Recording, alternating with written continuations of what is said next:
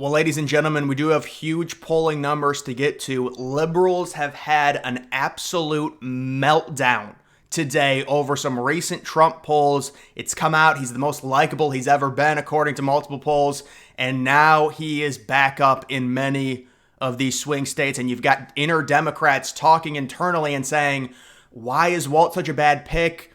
Why is Vance so much better than Waltz? How do we replace him? Waltz came out today, started yelling at reporters, just nasty. We'll see if they replace Waltz. We've also got this. I'm probably going to live stream this tonight. This is a huge primetime rally for Trump. It's going to be at 10 o'clock Eastern. We know with Trump, he'll probably come out around 10:30 or 11. It's in Montana. A lot of people wondering, why did Trump go to Montana? Probably not the best move to try and shore up the Senate race, but we would rather see him in a swing state. Trump's going to win Montana by a ton, but either way, he's in Montana. And people wondering, I saw this right when it came out, Trump having to have like an emergency landing in Billings. He's going to Bozeman, Montana, but there was a medical issue on his plane, and he had to get on another plane to get to Bozeman, and he's got a rally tonight. So I should be live streaming that rally and reacting to it, and we've got huge polling that says Trump right now is around 300 electoral votes. He's gone back up in the majority of swing states. Michigan is the one swing state, I will say. There's kind of this narrative that's being created that Michigan is going to be the hardest for Trump to win based off of the Dems not picking Shapiro for VP. It's come out now. Michigan possibly could be very hard. Pennsylvania should be slightly easier. It's not like the VP has a huge effect. Again, it's a little bit, maybe half a point. But again, with them not picking Shapiro, it should make Pennsylvania easier. You do have North Carolina, Trump +4, Nevada, Trump +3. You really want to start getting, some polls out of Nevada with Trump +4 or 5, 4 or 5. Same thing with Arizona. Arizona, Trump only +1. Wisconsin +1. Georgia +2. Pennsylvania +2. So these are very good numbers for Trump.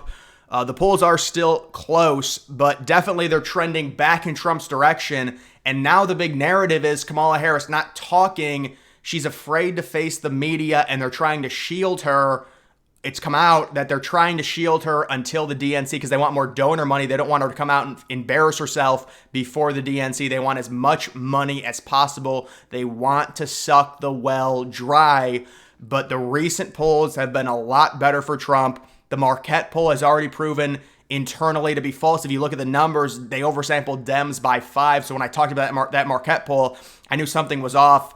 Oversampling Dems by 5 at this point, just based off of what happened in 2020, that's not correct. There's been a lot of people that have turned to the right, and I would say, not to oversample anyone right now. Do an equal Republican, Democrat, and then maybe 13% independent or whatever, just based off of the electorate there. But yeah, so this map, I would say, is this something that could happen? Is it semi-realistic? I think it is. I mean, obviously, Trump could also lose Wisconsin. He could lose Pennsylvania. Those are all going to be very close states.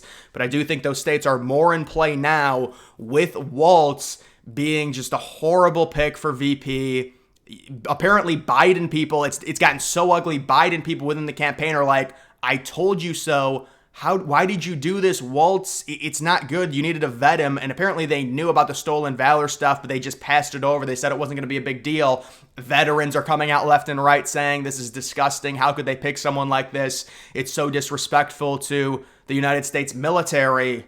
And so they have a huge problem. They really can't replace him because it would look incredibly weak. They're the ones that came out and made the fake rumor that Trump was replacing J.D. Vance. Well, now see how that's worked out. J.D. Vance has sparred with Waltz this week, and he's basically delivered a total knockout blow to him. And even Democrats are admitting it internally. So these numbers are very impressive for Trump. The Republicans are winning the VP battle with J.D. Vance against Waltz, mainly because of how bad Waltz is, but also J.D. Vance has improved, and they've stopped, coming at him with the attacks. Some of them were fake, some of them were real, whatever. But it's lightened up, and it's helped people, get to know J.D. Vance and like him a little bit more. And so I do think these numbers are good. You also did have Kamala Harris again. I believe this was today, maybe it was yesterday, but she came out and she said that we're going to get lower grocery prices. Once again, bad-mouthing her own administration, bad-mouthing Biden, saying the prices are way too high right now. We need to get them down. And when I get in office, again, she's already in office. She's the vice president, but she said, when I get in office, they're going to go down. It's ridiculous. She's going to run the exact same stuff that Biden's running. It's the same administration. What are we talking about here? it is the same thing. I mean, I guess, if it was someone completely different, like Newsom coming in to take over or Whitmer, it's different. I'll give you that. But this is the VP right now trying to run with the narrative because really they have to say that. The prices right now are really high. She can't campaign on that and say, oh, everything's fine.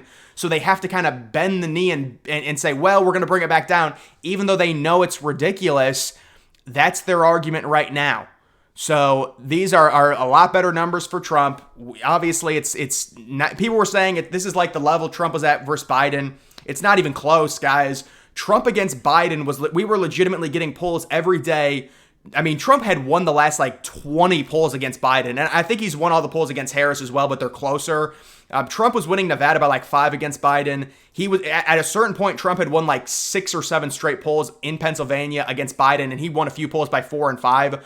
He was winning Georgia by more. He was winning Wisconsin by 2. He was winning Arizona by 4. And he was also winning Michigan by 1.5. So these are not Biden level numbers. I don't think that'll ever happen because they stopped the funding apparatus for Biden after the debate because they wanted to force him out, and they tanked his numbers on purpose, and they purposefully released their own horrible internal polling data that had Biden losing New Mexico and New Jersey to make Biden look bad. So they really embarrassed Biden, and I don't think the numbers are ever going to get to that. I think Trump can get over 300. He could win Michigan very easily, but right now that probably is looking like ever so slightly Michigan is going to be the hardest swing state for Trump to win when it comes to that. But we certainly appreciate what's going on with them picking Waltz. It's, if they pick Shapiro, look, again, it's the VP. I'm not going to say, Trump would have lost if they would have picked Shapiro. It just would have been very annoying with Shapiro because he's this young gun. He's going to give them a slight edge in Pennsylvania. You know that the narrative would be, now the Democrats are favorites to win Pennsylvania because Shapiro's got a 60% approval rating in Pennsylvania, and they're going to shoot up in the polls in Pennsylvania. And so it would be this annoying thing. Thankfully, we don't have to deal with it. And then I did also want to share this post. This is just something interesting. It may or may not matter, but, TikTok, you would think so many Democrats are liberal. The young people are all liberal. That's what they say. Well, these numbers, Trump versus Kamala, it's pretty remarkable. Now, it doesn't mean it's going to, TikTok is real life or anything like that. Obviously, we know it's not true, but it's still funny to see. So Trump's on TikTok. It had 16 million views and 8 million likes. Trump put, I guess it was this, whatever that video was. Right now, Trump has 10 million followers on TikTok. Kamala HQ has 3.3 million followers. Trump has 8 videos and almost 40 million likes. Kamala has 60 videos and only 70 million likes despite, and now it's come out, there was another big phase influencer who got so angry, he started screaming. He's like, the Secret Service, they keep messaging my team. It's weird. Please stop doing this. But you can even just see with these numbers, and these numbers you could say, well, it doesn't matter, but they're the ones that always say, they've got all the kids on social media and everything like that. And these numbers just completely, looking at this, Trump has, 8 videos and 10 million followers. Kamala Harris has 60 videos. So she's got almost over 6 times more videos and 3 times less followers. I mean, those are crazy numbers for Trump, even though, it doesn't really matter, but it's still kind of funny to see. They're the ones that talk about how they've got the young base and everything like that. And they're just getting smoked even in something like, TikTok followers and things like that. Here's the kid raging. This is the FaZe kid just having a spaz attack. And he's like, Kamala Harris just keeps messaging me. It's annoying. It's weird. And so that was going on as well. And I think that's probably it when it comes to, Rogan came out and said, so Joe Rogan came out and said, well, I didn't officially endorse RFK. I just said, listen, with Rogan, it is what it is. I think what Rogan said yesterday was, he said that RFK was the best candidate. I don't know, is that not an endorsement? I just, look, honestly, I did think that he had officially endorsed him, and then that was just the clip that certified it. But apparently he just said something, that was very, positive. He was like, RFK is the only one that's not in the hive mind, left or right. And it's understandable. That's fine to have that opinion, but he did come out today and said, I don't know if he's not going to endorse either of them or RFK or whatever. To me, it really doesn't matter. But either way, guys, that is going to do it for this video. Make sure you follow me on X. Link to that's always in the description.